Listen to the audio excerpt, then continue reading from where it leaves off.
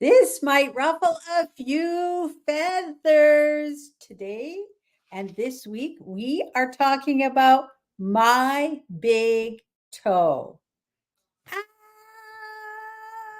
So, today, we're going to talk about my big toe this week, and it is um, uh, exploration into consciousness. And I am going to today give you an introduction to Tom Campbell, who is the one who developed this theory. And also, we're going to give you an overview. What is my big toe?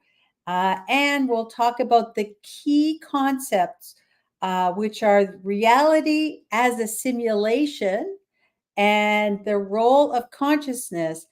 And this might turn you upside down on your head today.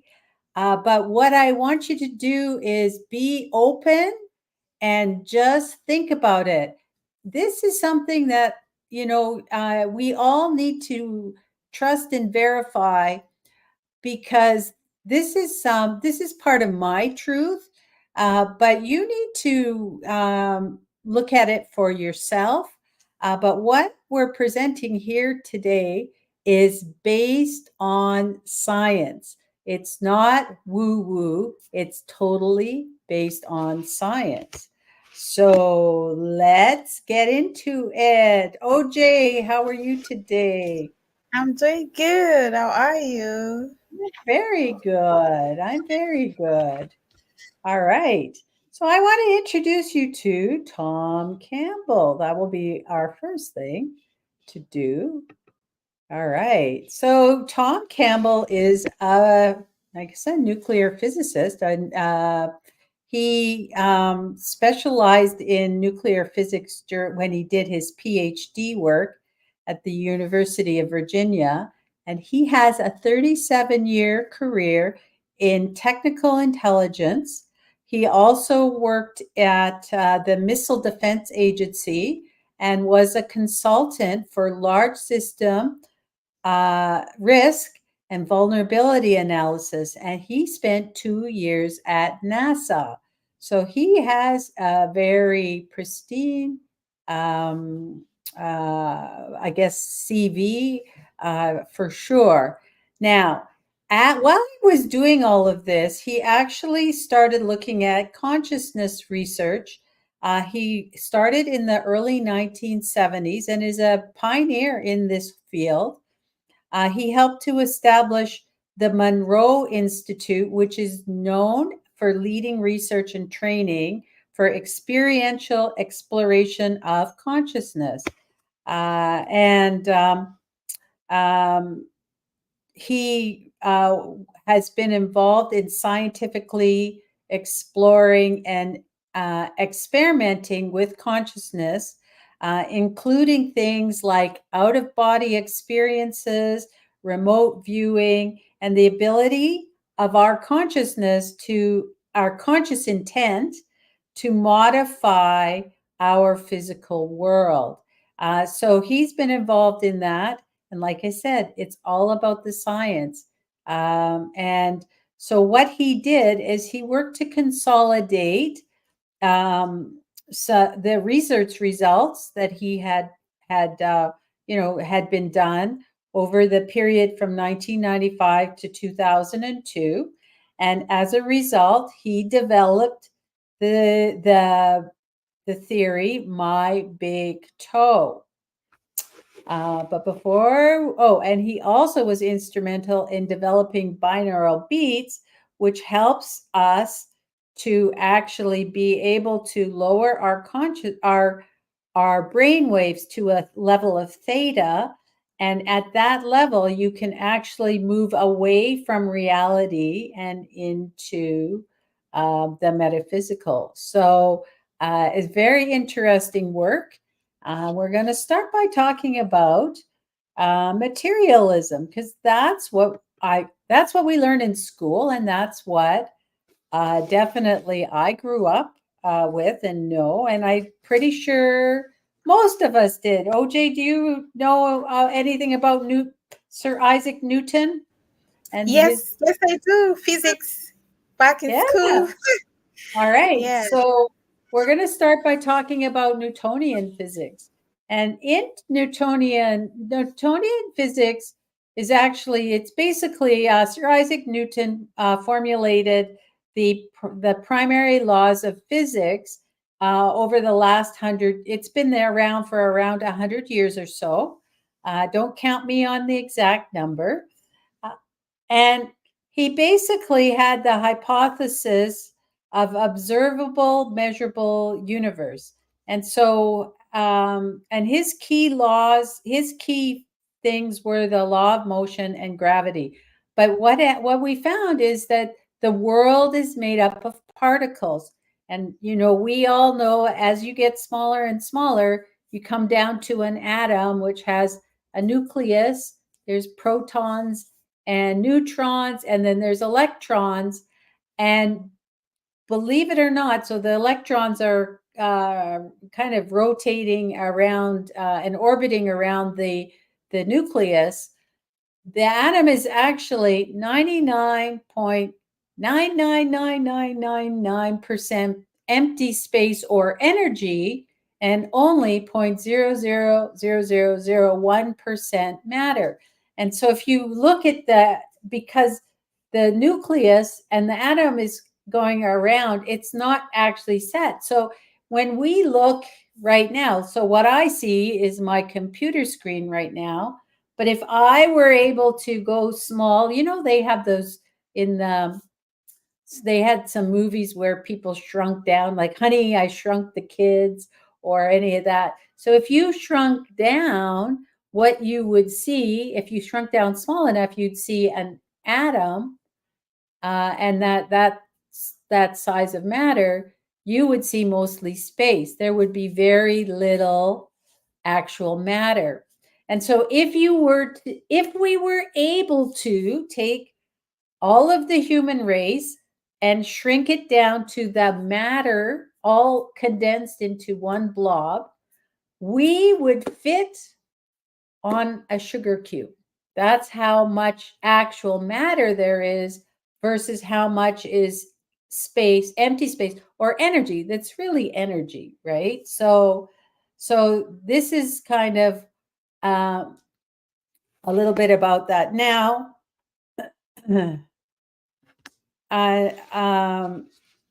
yeah, so just before we do this one, I just want to say that if you look at gravity, we know that the gravity has force and we can measure gravity, but the nature of gravity is still up for, I guess, debate, and people are still trying to work with that and prove that.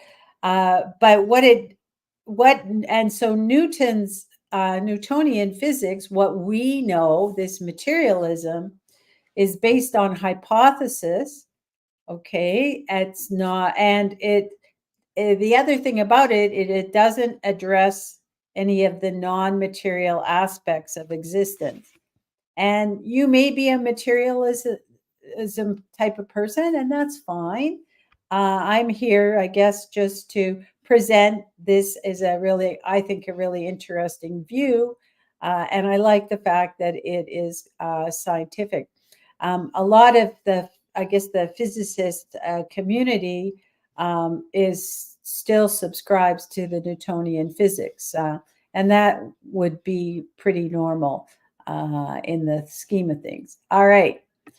Now, the other way, if we talked about the atom and the space, another way to look at it is if you're watching a TV, you see the program. So here there's a dancing bear on the TV.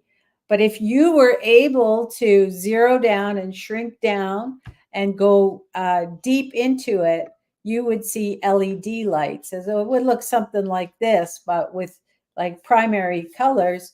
There would be blue, green, and yellow lights flashing that makes up the images, and they're flashing at a high rate.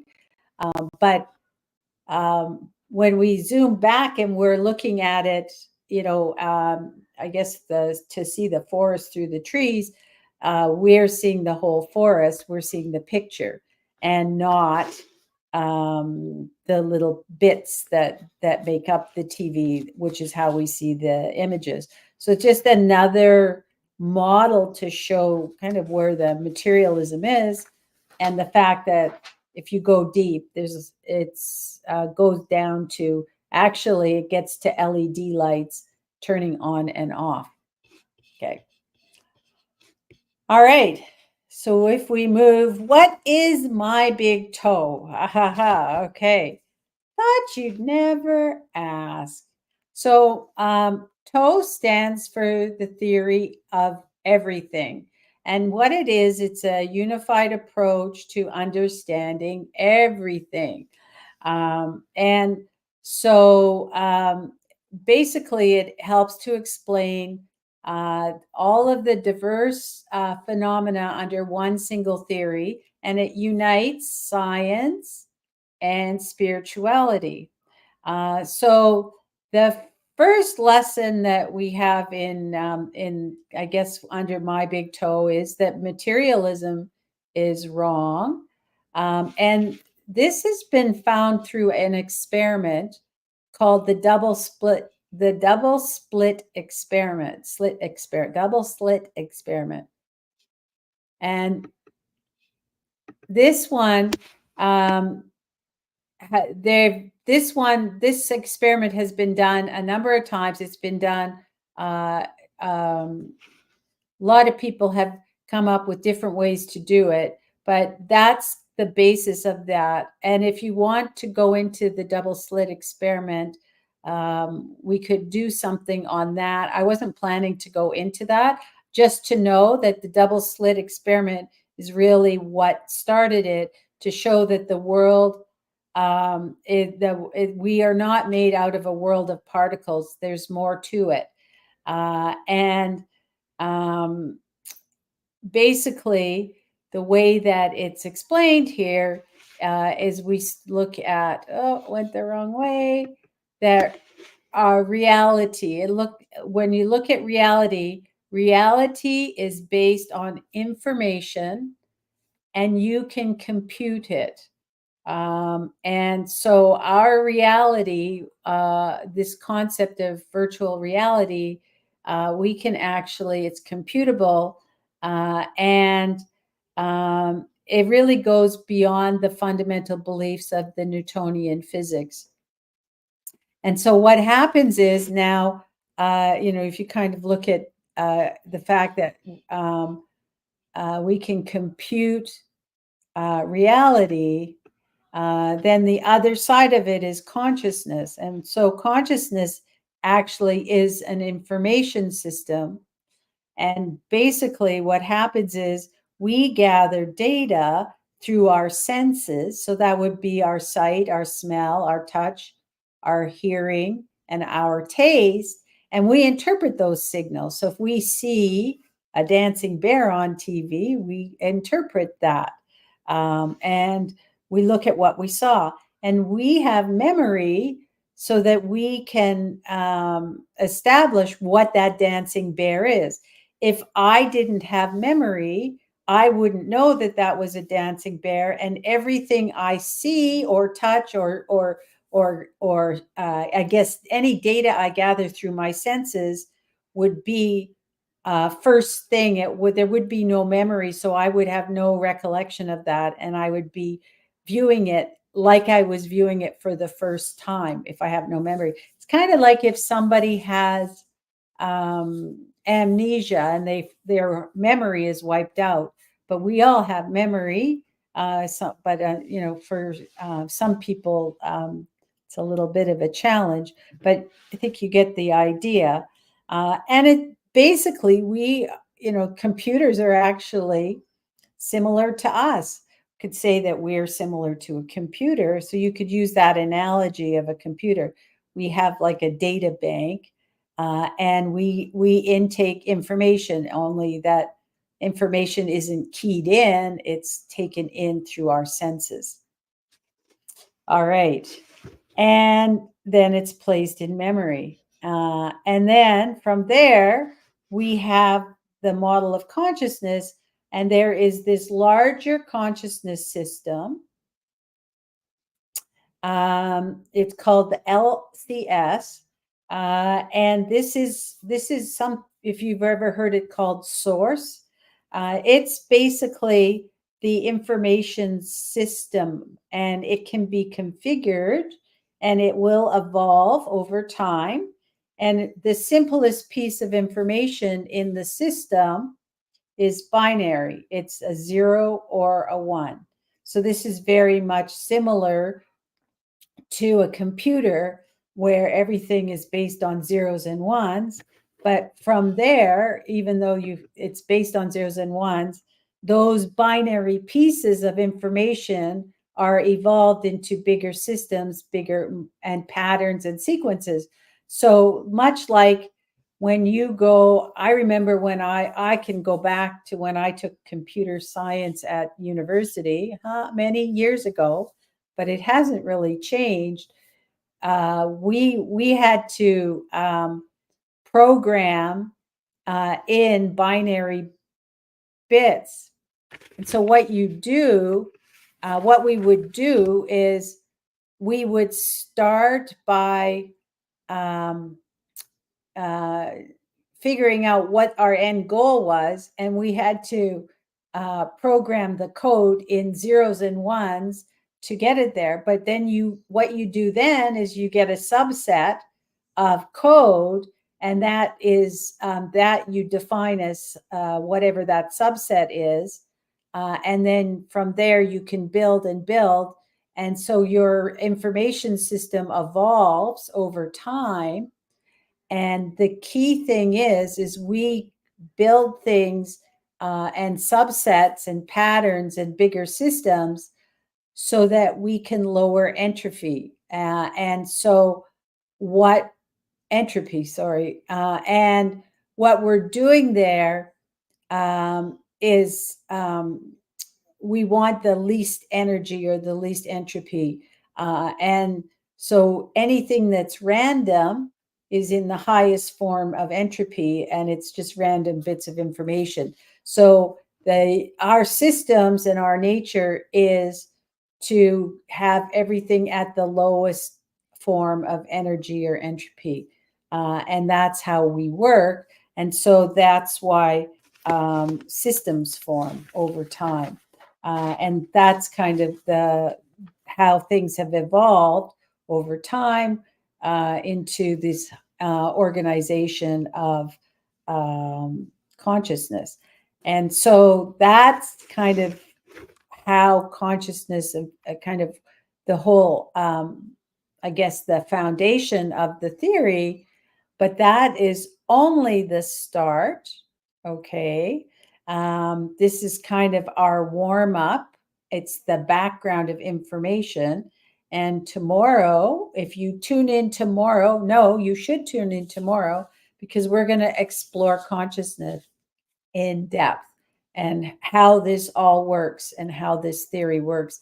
And it's interesting to see consciousness through the lens of science, which is really cool. So tomorrow we're going to be exploring consciousness.